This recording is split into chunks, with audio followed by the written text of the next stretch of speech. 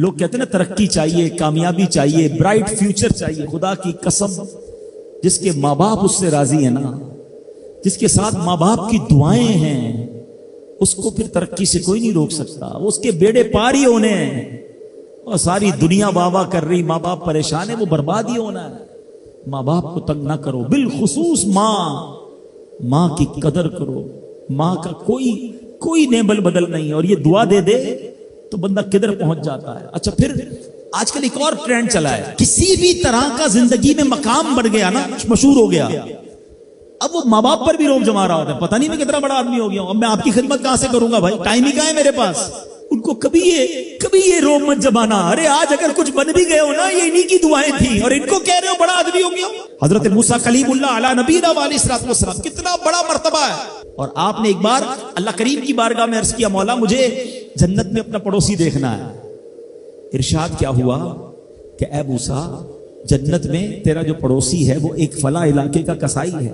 آپ حیران ہو گئے، آپ نے کہا مولا مجھے ملنا ہے. ایڈریس بتایا گیا، آپ چلے گئے وہاں پر. ایک نوجوان نے دروازہ کھولا، آپ اندر گئے. گھر میں گئے تو دو بوڑھے ماں باپ، بوڑھی شخصیات تھی. انہوں نے حضرت موسیٰ کو دیکھا، آپ کی رسالت کی گواہی دی، اور دونوں دنیا سے چلے گئے. وہ نوجوان کسی کام سے گیا، جب واپس آیا اپنے دونوں والدین کو دیکھا کہ دونوں کا انتقال ہو گیا ہے. تو کہا ہو نہ ہو آپ حضرت موسیٰ علیہ الصلوۃ والسلام ہیں. حضرت موسیٰ نے کہا میں نے تو نہیں بتایا کہ میں کون ہوں، تمہیں کیسے پتا چلا؟ کہا میرے ماں باپ روزانہ دعا کرتے تھے کہ یا اللہ اس وقت تک موت نہ دینا جب تک حضرت موسیٰ کا دیدار نہ کر لے. آپ ہمارے گھر آئے ہیں، آپ کو انہوں نے دیکھا ہے، یہ چلے گئے دنیا سے، آپ ہی حضرت موسیٰ ہیں. حضرت موسیٰ نے فرمایا بتاؤ کچھ اور بھی دعا کرتے تھے؟ کہا ہاں، میں اپنے بوڑھے ماں باپ کیونکہ چبا نہیں سکتے تھے، روز ان کو دیوالے چبا چبا کر کھلاتا تھا، اور جب بھی کھانا کھلاتا تھا نا میری ماں دعا کرتی تھی یا اللہ میرے بیٹے کو جنت میں موسیٰ کا پڑوسی بنا دینا. حضرت موسیٰ کہتے بیٹا تیری ماں کی دعا قبول ہو گئی ہے، تو ہی جنت میں میرا پڑوسی ہے. یہ ہے ماں کی دعا، اور یہ وہ دعا ہے جو بن مانگے مل رہی ہے، جو ماں کے دل سے نکل رہی ہے. آؤ میں بتاؤں کچھ بڑے آدمی، واقعی جس کو کہتے ہیں بڑا آدمی کون ہوتا ہے. امام اعظم ابو حنیفہ رضی اللہ تعالیٰ سے بڑا تو کوئی نہیں نا، کتنے بڑے وقت کے امام ہیں. مگر آپ کی والدہ ایک مسجد کے امام صاحب سے انسپائر تھی، مقرر تھے، وہ اچھے بیان کرتے تھے.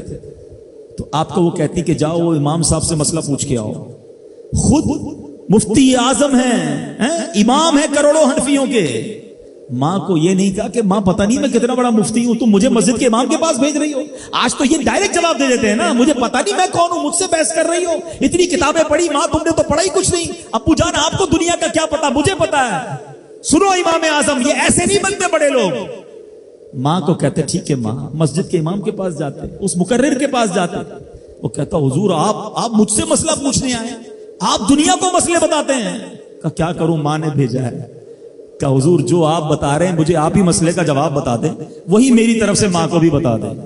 ایک بار ماں نے کہا کہ میں خود جا کر پوچھوں گی، پھر بھی امام اعظم نے منع نہیں کیا. اچھا کئی میل کا سفر تھا. امام ابو یوسف کہتے ہیں ہم نے خود دیکھا کوفہ کی گلیوں میں کہ امام اعظم اس خچر یا اس سواری کے لگام تھامے ہوئے ہیں، ماں اس پر سوار ہے اور وہ بازار میں اسے لے کے جا رہے ہیں. ماں کو یہ نہیں کہا کہ ماں تم مجھے تکلیف دے رہی ہو، وہ میرا شاگردوں کا بھی شاگرد ہے، اس کو کیا پتا جو مجھے پتا ہے. اللہ اکبر. ماں جاتی ہیں، مسئلہ پوچھتی ہیں، واپس آتی ہیں، امام اعظم ماں کو کچھ نہیں کہتے. یہ ہوتا ہے ماں کی فرما برداری. آج دیکھو دنیا ان کے گن گا رہی ہے. سیدنا بایزید بستامی رضی اللہ تعالیٰ عنہ کتنا بڑا نام ہے، اولیاء کے سردار ہیں. دیکھو ماں کی خدمت کیسی کرتے تھے. آپ کی والدہ نے سردیوں کی رات تھی، سخت سردی کی رات، آپ سے پانی مانگا. حضرت بایزید بستامی ماں کے پاس پیالہ لے کر گئے تو ماں سو گئی تھی. ماں کے سرہانے پیالہ لے کر کھڑے رہے، رات بھر کھڑے رہے سخت سردی میں.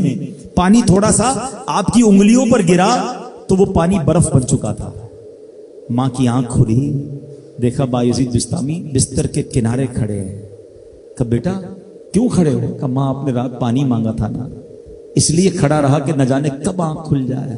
اب جب پانی دینے کے لیے پیالہ الگ کیا نا تو وہ برف چمڑی سے چپک چکی تھی، تو جب وہ برف الگ ہوئی نا ہاتھ سے خون نکلنے لگا.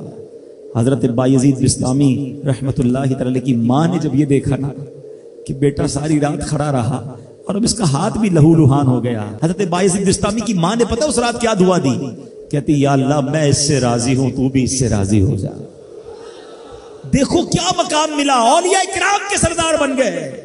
یہ وہ دعائیں ہیں جو دل سے نکلتی ہیں۔ ماں باپ کی خدمت ایسی کرو، اب کہو نا ان کے دل سے دعا نکلے۔ جب وہ دعا نکلے گی نا، پھر وہ کام بننے آپ سوچ نہیں سکتے۔